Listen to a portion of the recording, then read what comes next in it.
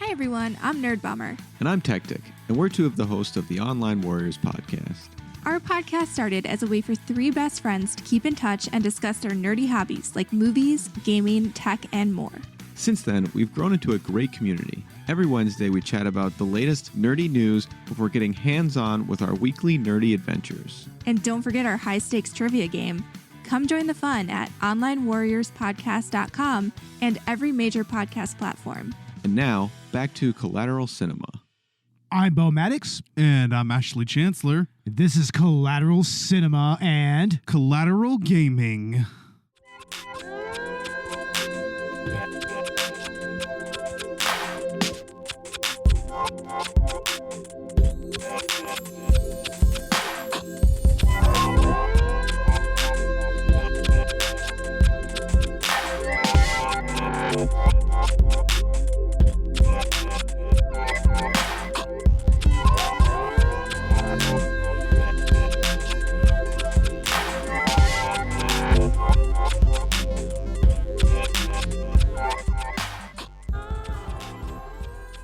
Welcome to Collateral Cinema, the only movie podcast that matters, where we focus on good movies, bad movies, and everything else in between in the world of cinema.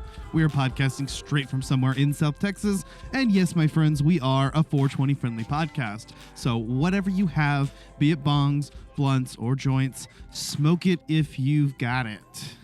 all right. And this is another At the Theater episode, right? Yeah, another At the Theater episode slash crossover collaboration special with Collateral Gaming. That's the second one we've done this season. Well, yeah.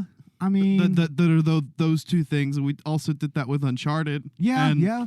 I got to say, happy to see a lot of decent, at least decent quality video game movies coming out lately. And this one, I'm going to say, exceeds that even. This is even better than the first Sonic the Hedgehog one. It really is. And I think a big part of that is that they actually put some focus on Sonic and subsequently Tails and Knuckles in this movie, and less on the humans in the movie. Yeah. So obviously we're talking about Sonic the Hedgehog 2. I don't think we said that yet. But Oh, yeah, that's right. We're doing Sonic 2. Sonic 2. So, yeah, right off the bat, is it better than the first movie? I think yes. I think because of what you mentioned, specifically, I think the part of the movie that drags the most is the section that they've relegated the humans to. Like, they give them like a subplot that factors in mostly during the second act, and that's the part of the movie that is just, it's not as effective as the rest of it. But what we've been left with the humans kind of having their own scenes there, including James Marsden, and is that you have Sonic, Miles, or Tails. I don't know why I said Miles. It's Miles Tails Prowers. I mean, that's his name, that's right? his name, yeah. So And Knuckles, kind of interacting together, going from place to place to place. And it does actually feel quite a bit like a Sonic game, more so than the last movie did. yeah, it seems like you're actually going from level to level and zone to zone, Mm-hmm. And it's also a chase around the world to find the Chaos Emerald as well. Yeah. So it really kind of cribs the game a little closer than the first movie. The first movie was more like a buddy road movie, just kind of slapped into a video game movie. Right. It featured a video game character kind of thrown into the human worlds. And other than that, I mean, it featured Sonic, but it didn't have... It didn't feel like it was an adaptation of a Sonic game, right? And actually, this movie actually does draw quite a bit from Sonic 2 and Sonic 3, including aspects from both. Some things we're not going to talk about on this episode because of spoilers, but, especially at the end, I know that the promotional material showed, the giant robot, and that's something that comes at the end of either Sonic 2 or 3 or both of them. And another thing that happens during that battle that Yeah. And of course the introduction of Tails and Knuckles as well. So I was actually kind of surprised. I mean, they've even got a fucking snowboarding scene. Yeah, I mean, those were some really classic levels from the Sonic Adventure games. And was it also in Sonic 06 as well? Yeah, it was. I mean, and it makes sense to have Sonic doing something like snowboarding, you know? I mean, it's fast paced, you know? I mean, there's lots of finesse to it, and you know that's Sonic to a T right there. So Right. it makes sense both in the video game world and in the movie world here. And yeah, those sequences, it really actually kind of adapted those levels rather well. Yeah, I agree. I mean, I think that, like I said, it definitely did feel a lot more like a Sonic game did. And so if that's what you felt like you were kind of missing from the first one, or, you know, that's what you wanted to see out of a Sonic movie, I definitely would recommend it, I'd say, because, you know, I think this is one of those cases where the studio seems to show that they care about what fans talk about. And I wouldn't be surprised if they listened to feedback a little bit and thought, hey, you know, it would be cool if we made this a little bit more like the games. And I'm glad that they did. Well, they better listen to feedback. I mean, look what happened the first time they tried to go off and do something without the fans, Yeah. you know, actually agreeing to it, you know? Right, exactly. So, I mean, that makes sense. But yeah, I kind of get what you're saying there. Yeah, a studio that listens. And Yeah. I think, you know, as a movie, it's fun. There are a couple jokes that aren't going to land for older audiences. You have to remember when you're watching, it's a kid's movie. But there are some things that were just so over the top and ridiculous, like the dance-off scene, that it's like, you know, it's so silly that you kind of have to enjoy it. It's very much out of left field, but it also kind of fulfills that same purpose that the bar scene in the first movie was, you know? Like, I mean, it was still kind of a buddy movie moment, really, Yeah. you know? But they didn't put so much of that into this movie. Not nearly as much as the first one, at the very least. Yeah, I mean, it has elements of a buddy film, but it's more so, you know, Sonic and his friendship with Tails. Yeah. You know, and having a focus on that, and then also kind of a subplot where maybe Knuckles wonders if, hey, you know, is Dr. Robotnik going to be a good, you know, is he going to be honorable? Is he, you know, and kind of, you kind of already see the gears turning and them wanting to obviously, you know, turn Knuckles towards, and because Knuckles is traditionally, you know, he was an anti-hero, right? He starts out as a villain and is converted. So we're expecting that's going to happen. Yeah, exactly. I don't think that's too much of a spoiler to say that that's the plot of the movie. Is one of the major subplots is Knuckles sort of questioning, you know, what he's doing and who he's working with. There's one subplot that I wish that they really would have gone into. I want to know if Knuckles knew the way. If he knew the way, you know what? Did he know the way? They made a reference, I think. There's a point where it says something like, I know the way. And I think that was the reference to that. Oh, for real? Yes. I think so. Awesome. Hell yeah.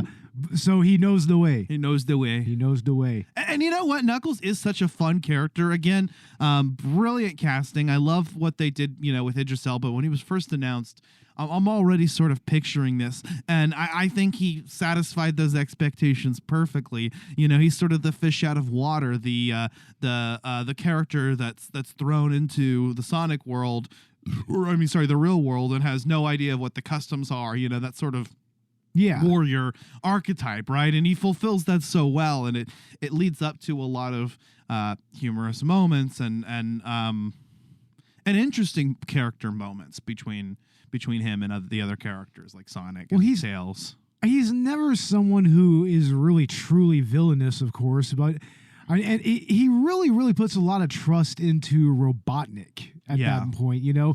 Like they're both trying to get a hold of the Chaos Emerald. It's just that, you know, Knuckles actually thinks that Robotnik is his friend, and of course we all know how fucking conniving and scheming Robotnik is, even in other forms of Sonic media. So, but honestly, I mean, I kind of like the interaction between Knuckles and Jim Carrey as Robotnik. Actually, I mean, Idris and Jim Carrey have a good little chemistry together, which is interesting because, you know, they're not actually seeing each other on set or anything like that. They're not actually interacting, but they still actually maintain some good chemistry between each other. Yeah, no, they did. In fact, you know, I'm going to say that Jim Carrey really brought it forward again. And the announcement, of course, that he may not be, you know, that he's retiring. And so there's question of whether he may be involved in a future Sonic movie, which he said he might still. But, you know, he definitely will be sorely missed if he doesn't come back because God, what a character. I mean, he just as good, if not better, in this movie than he was in the first one. I think maybe there's a little bit of room to argue that he's kind of grown into the role a little bit better. Maybe he's allowed to sort of improvise and be a little zanier. I love that the movie opens up with him. Yeah, it opens up with him in the mushroom world and everything, and which of course, if you saw the first movie, you know that's where he ended up. Due to Sonic's actions, of course. But I mean, it's interesting because he's actually really kind of acclimated to life on this mushroom world, and he's actually quite a survivalist. He actually, there's this joke that he's still trying to make like this mushroom tea, and it just keeps on coming out like just repulsive and everything. Yeah, and it's all part of this Rube Goldberg machine, and it's like it's really cool opening to the movie, and honestly, just brilliant. Like you said, brilliant opening up with Robotnik as a character. Yeah. I also like that I think it sets up his motivations a little bit better. I mean, it's arguably a much better motivation for him moving forward and wanting to antagonize Sonic. And it's no longer, he's been given this job. It's a personal vendetta. And so, it makes sense that he really is going to chase Sonic to the ends of the earth. I think in the first movie, he still was motivated by self-interest, but, it was what is this? Like, how am I going to, overcome this obstacle? Or, I'm curious as to what this creature is. And in this movie, though, it's much more personal. It's like it's vengeance, and it's wanting to prove himself. And so I think that it sets up the dynamic between Sonic and Tails and Knuckles and Robotnik even better. Yeah. And I mean, just as a character, man, I mean, well, good job, Ash. As a character, I mean, Robotnik was always very like in his own head, very like up his own ass, I should probably say. Like he's like very unearned kind of confidence and whatnot. But here it does feel very earned in this respect. Like, I mean, he is actually not an incompetent character by any means. Like, he is not really hoisted by his own petard so much as Sonic just really bests him.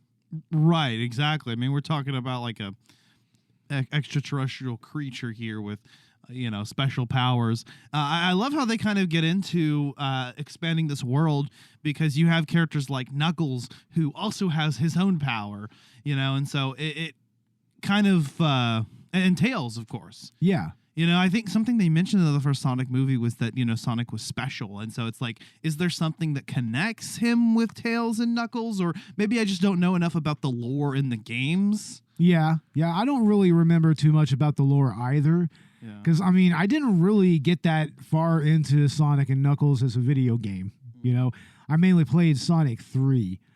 Yeah. But, I mean, one thing that I like about Tails in this movie is, like, for one, they use the original voice actress for that was in the games. The games, yeah. Colleen O'Shaughnessy, Colleen right? Colleen O'Shaughnessy, yeah. And also, they really nailed down, like, his use of gadgets and everything, And the fact that they're not always particularly infallible, that, like, his shit fucks up all the fucking time. Right, exactly. Like, obviously Tails is a intelligent character, but he's limited by what he can do in the situation, and he gets things a little bit wrong, and it leads to some interesting scenes, some humorous scenes. And I do think that later on in later Sonic media, he becomes a little more adept at being an inventor and everything, and being an engineer and whatnot. But and that's pretty much his power. Like even in the Sonic Adventure games, like in Sonic Adventure 2, like he was the character that had a robot vehicle and everything. So, that was what he did. But he flew the plane, right? And he flew the plane, which they have in this movie, and it's fantastic. Even though maybe they didn't really need to show where he got it. Like maybe it he was could kind of just. cool that they went out of their way to But set it would up. also would have been just hilarious. It's like, where did he get the plane? Well, and even providing a reason as to why he's flying the plane, because I guess that's something that he would have thought about. Is he can fly? Why is he? What's the reason for the plane? And Yeah. they do sort of set that up as well. But you're right. I mean, it could have also been funny. I mean, they could have also just have him come out of nowhere and not explain it. Like, Yeah, it would have been a little wittier, I feel. perhaps. Yeah. But I mean, I think that, just as a kids movie, Mm-hmm. I noticed that when we were at the theater, all the kiddos were into it, man. Yeah, it honestly, they really were. honestly was kind of annoying because the kids would shut up. Oh, I thought that it was adorable. But honestly. you there was a dad and his little girl right next to us, and she was just so excited. Oh by yeah, it was everything. I cute to just see like, that. But "Aw," like some of the kids that like kept getting out of their seats and kept making noises Well, and stuff. It's dude, kind of like, but it's this things you kind of come to expect when you go to watch a kids movie within its opening month. Yeah, of course. You got to expect that. Of course, there's going to be kids running around all over the place, But I don't think that actually ruined the experience. For Oh me. no, not at all. I was just kind of mentioning as an aside, It honestly made demonstrating it the better kids a were little. so excited to the point that it was definitely noticeable. Honestly, it was just good to see a younger generation being introduced to this franchise and everything. Even though Sonic fandom is kind of what's the word? Cringe. Cringe. Maybe I think that's an understatement. Like, Degenerate. degenerate to a. I've been showing you over the past few days the most degenerate Sonic fan art and shit posts I can find. My God, where they are just these pop up on my feed, and I'm Where like, are these why? people? Where are these people coming from?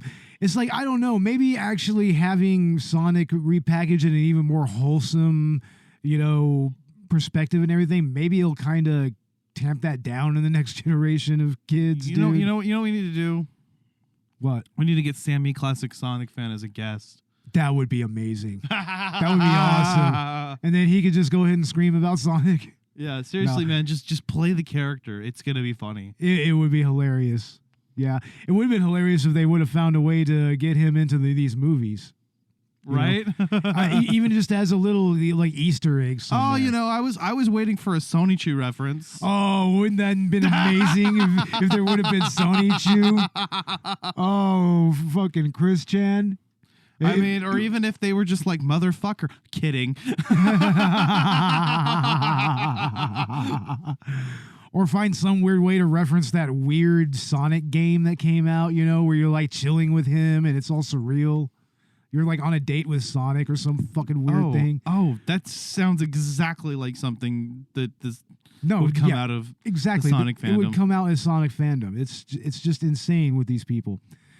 And I don't know, have you ever heard the whole thing where if you put your name and then put the Hedgehog after it, more than likely you will find a Hedgehog character, Sonic the Hedgehog character for yourself? Yeah, okay. So it's like finding your own persona or something. Something like that, yeah. Your Sonic persona. That's the most Yeah. cringest thing I think I've ever heard. But honestly, you can actually do it. It is so prevalent that you can literally go on Google Ash the Hedgehog, and there will be at least a few different Ash the Hedgehogs. yeah, probably all with fiery designs and shit. I actually went in and did that. I Googled mine with the Hedgehog, and it was like, wow. Oh, the hedgehog. Are you sure you wouldn't be an echidna or a cat or a... I'm not sure. I think there were some echidna bows. I mean, there's a actually. Blaze the cat, so, I feel like an Ash the Hedgehog would be kind of redundant. Yeah, probably.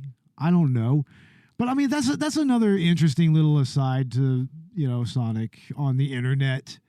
You know what? I will say, and I wish we could talk about this more, but the ending scene, or I guess it was it the ending scene, or was it actually a post-credits?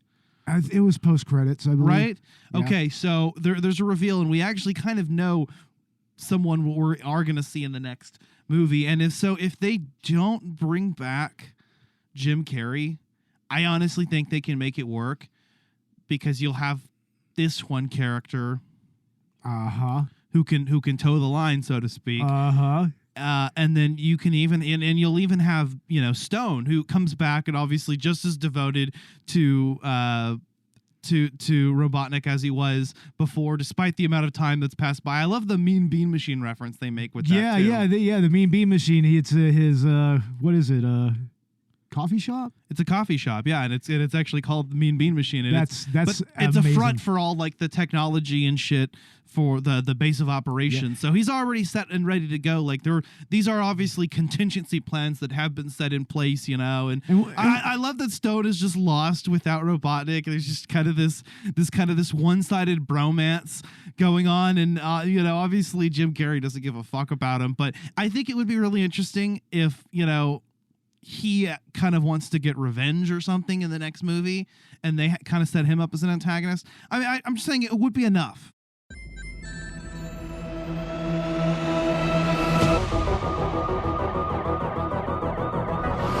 Quick stretch, little snack, and here we go. Sonic, I love that you want to help make a difference. Mind if I drive? You're being reckless. Don't worry, nobody's gonna get hurt. Pretending to be Batman. Blue Justice, trademark pendant. You're still just a kid. Trust me, there will come a moment when your powers will be needed. But you don't choose that moment. That moment chooses you. I just got goosebumps. Wait a second, did you steal that from Oprah?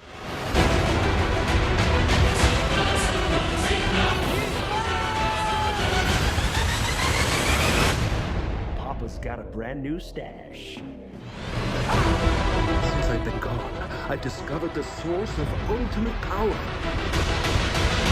That sounds big. It's been on my vision board for years. Oh, but not too late. I'm sorry, who are you? Tails. Okay, this is what we're gonna do. Step 1, light taunting.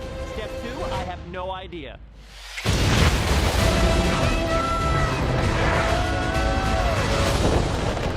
That wasn't too bad. Today's forecast calls for a 100% chance of advancement.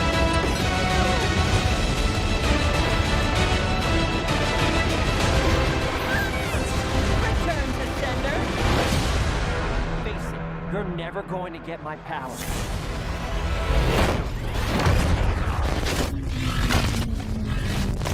Do I look like I need your power?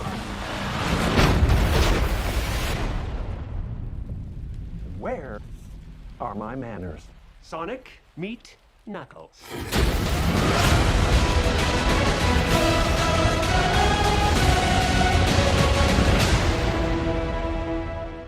It could be done without Jim Carrey, but it wouldn't be as fun without him. I'm actually curious to see where it would go, because obviously they're not going to recast the character. No, I mean, Jim Carrey pretty much made this his character all the way. Yeah. And I don't see anybody else that could play a Dr. Robotnik. There's just no way. Yeah. I mean, and he, excuse me, he's giving his all in these performances in both of these movies. I mean, he's going back to his more physical kind of acting and comedic timing and whatnot. It does remind me quite a bit of his performance from A Series of Unfortunate Events.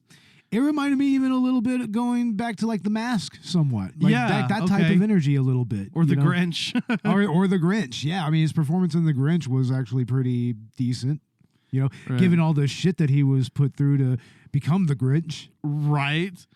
Yeah, but you know, I think he does feel comfortable in the role.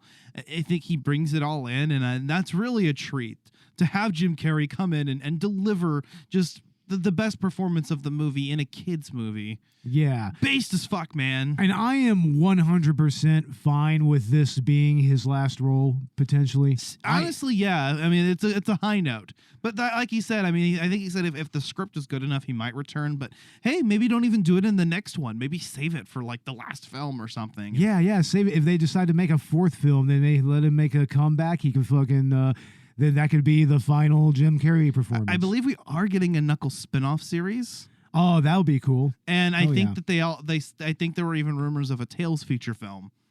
That would be interesting. I would check that out. But yeah, Sonic the Hedgehog 3, I think, has already been greenlit. Like, it's happening. And obviously, I mean, they lead into it. They definitely leave something That's gonna make you even more excited for it. You know, if you're a hardcore Sonic fan, you are going to be like, oh, the next game. It's Or the as next good of a game. reveal The as Tails showing up at the end Yeah, of Sonic 1. I said the next game, the next movie. I mean, you're going to be like, whoa.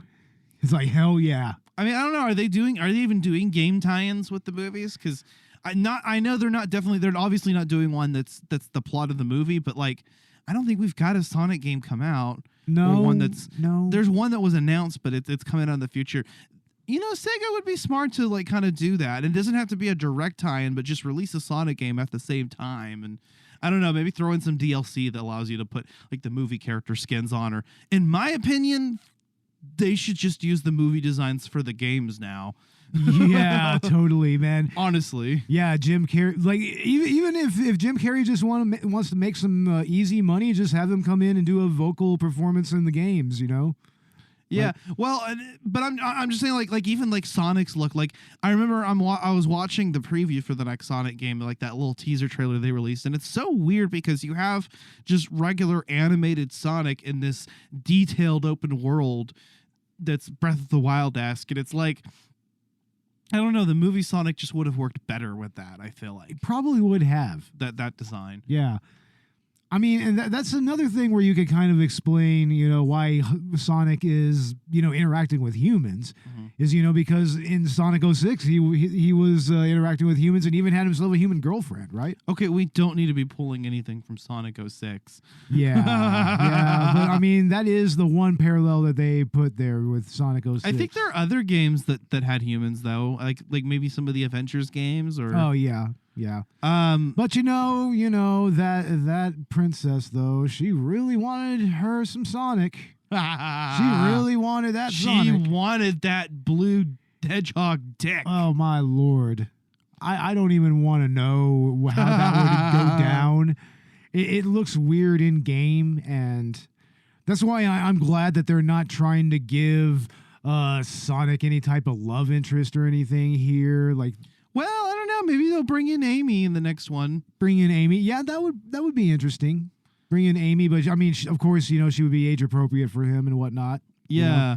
Well, and Sonic is they basically say in this movie that he's a kid. You know, he's the mentality of a kid. So we don't know exactly how long he's been living on his own or what his species. Just you watch. They'll pull a Sonic 06 and they'll find a human girlfriend for him.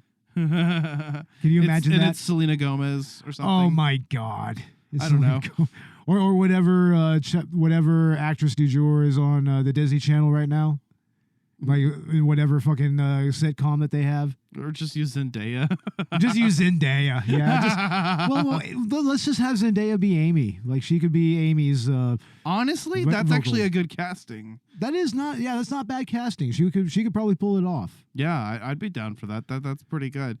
But yeah. No, I think you know, I like how this movie had a little bit more faith in its characters, and you know, because you have Sonic and Tails and Knuckles now to interact with each other. Like you said, the human element has been, you know, pushed away and kind of isolated within the movie to varying levels of success. I will say I do enjoy James Marsden's character. I enjoy the interactions with his wife, Maddie. What's the actress's name? I don't quite remember her name, but it is kind of interesting that the B plot that they do give these characters is, you know, very mundane, very in the background. What the fuck was Shamar Moore doing in this? I'm like, Shamar Moore, really? Yeah. What was she doing in this movie? He. That's Morgan from Criminal Minds. Oh, okay. He was the fiance of her sister. I never watched Criminal Minds. Well, I know. I'm just saying in the movie. That's oh, what that's I'm the talking fiance. about. Okay. Yeah, the fiance. So, and that's what I know him from. And you know, it's funny. Like he's like every post that this guy posts on Facebook is so obviously like baiting for likes because he knows that women are like super into him. And it's really funny. He's an attractive guy. Don't get me wrong. It's just funny. Like how many women just thirst after him. So he just baits them all the fucking time. He does, honestly. Oh, like his man. posts are so baity, man. I don't know how people don't see it, or maybe they just don't care. Because I mean, he is a daddy. I'll give him that much.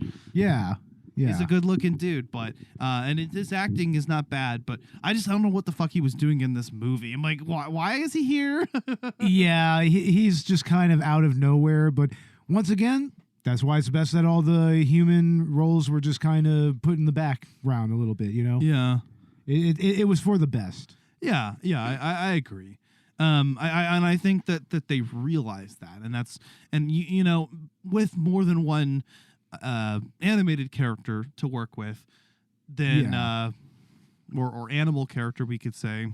Yeah, You actually were able to do that and have the characters kind of, or even the scenes where Sonic is on his own before Tails comes into the picture are effective. I feel like the movie kind of, the first movie now in retrospect may have wimped out by not having enough of just Sonic by himself. You know what I mean? yeah, he's a funny character in his own right. You know? Yeah, and I think Ben Schwartz does a great job, you know, with the character. I mean, it's not Roger Craig Smith.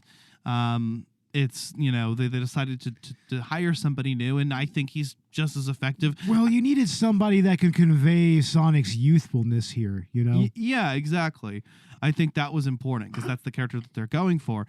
Now, on the other hand, we did need to change actors with Colleen O'Shaughnessy because, you know, she already does a good job at portraying a youthful character. Yeah, she's perfect as Tails, and like in every iteration, she's been perfect. And I don't know who the voice is of Knuckles, but I'm actually just really happy they went with Idris Elba anyway. Right. I think he adds something to the performance. Nothing to say badly about the original voice actor. I mean, I love that one clip from that one animated series where he's like, just because I'm a meathead doesn't mean I'm not a feminist. I know, right? Because he actually makes a good point and everything, and then they look at him like, wait, did he just say that? Yeah, it's actually is Knuckles based? Yeah, it's that trope, you know. It's like, did the idiot just make a point? Right, Did the meathead just make a fucking intelligent point? I'm like, what the hell? I wonder if they'll make a sort of kind of a joke about that in the next movie, because they definitely portray him as kind of the fool in this movie, as the like I said, the fish out of water, the warrior that's in this culture he doesn't know about, and so he's kind of an idiot, at least compared to everybody around him. He's not actually unintelligent, but I mean, dude's doing the best with what he has. But yeah. And, you know, he is definitely not inept at what he does. You know, he's an excellent fighter, and he does have enough power to match Sonic at the very least. Yeah.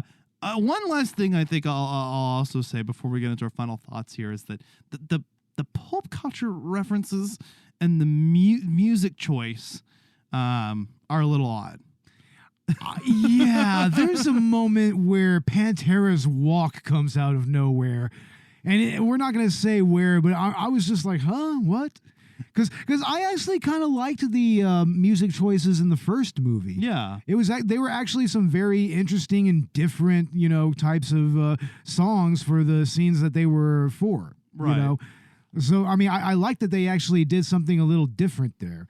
And they kind of went for that here, but yeah, I do kind of get what you were saying. Like, some of it was a little jarring. Yeah, exactly.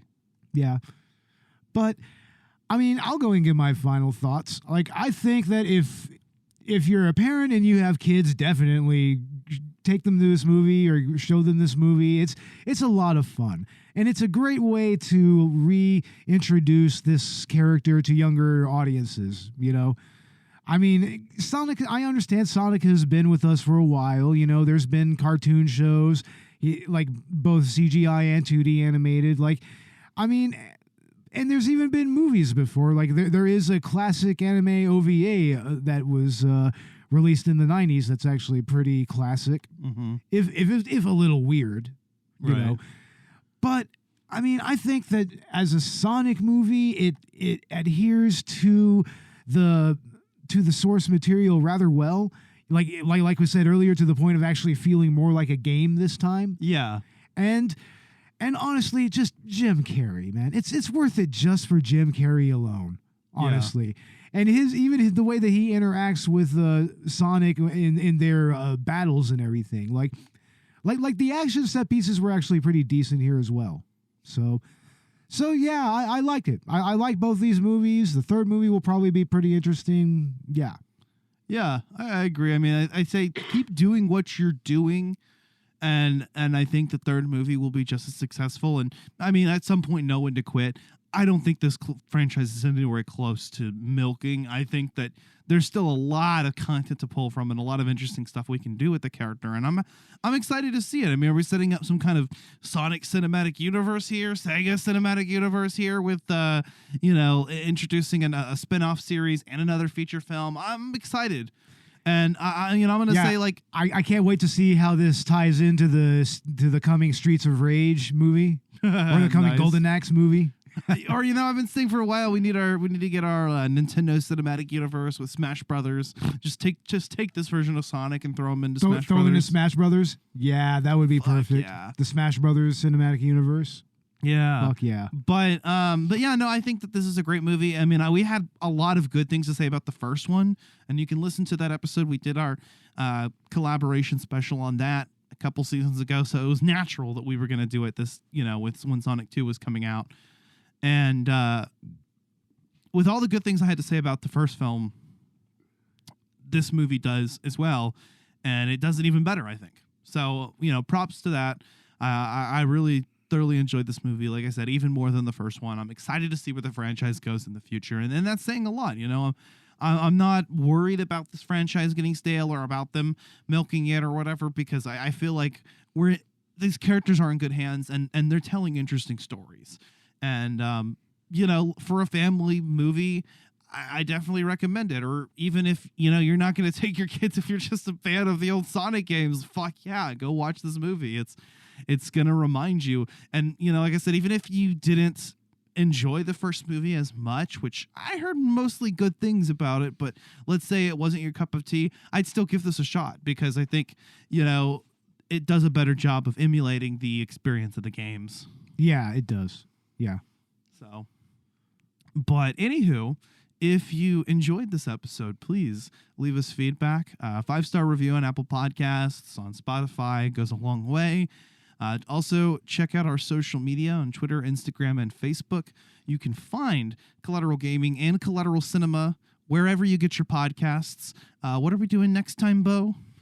Next time is going to be our season finale. We are going to wind down the season with sidekicks. The Chuck Norris, Jonathan Brandis 90s rehash of Karate Kid.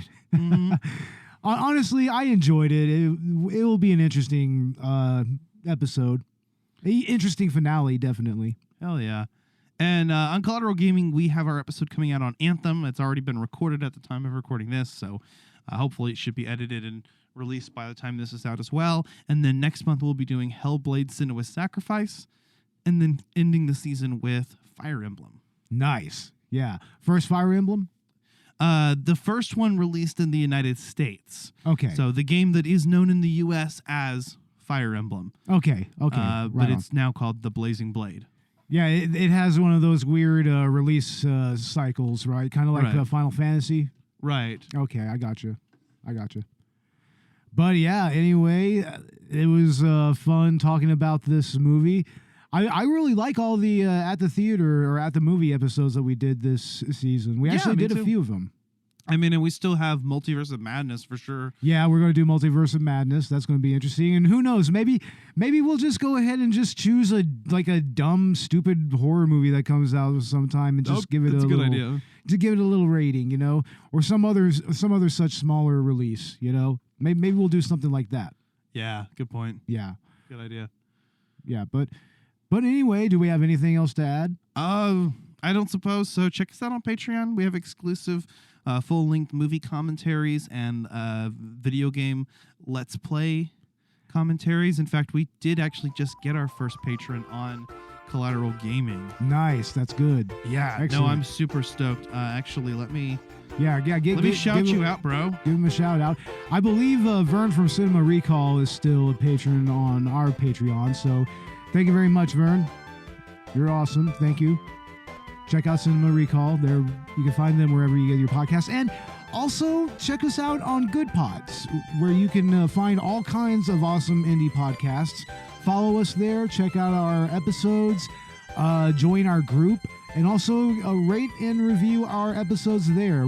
That will help us climb the charts there as well. I mean, it seems that whenever I actually post episodes, we do kind of chart, so yeah. Robert, thank you so much for becoming a new patron on Collateral Gaming Video Game Podcast.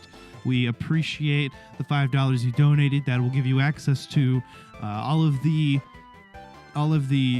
commentaries that we have out so far, and we'll be more motivated to do some. Yeah, that's excellent. Now that we have at least one person listening to them.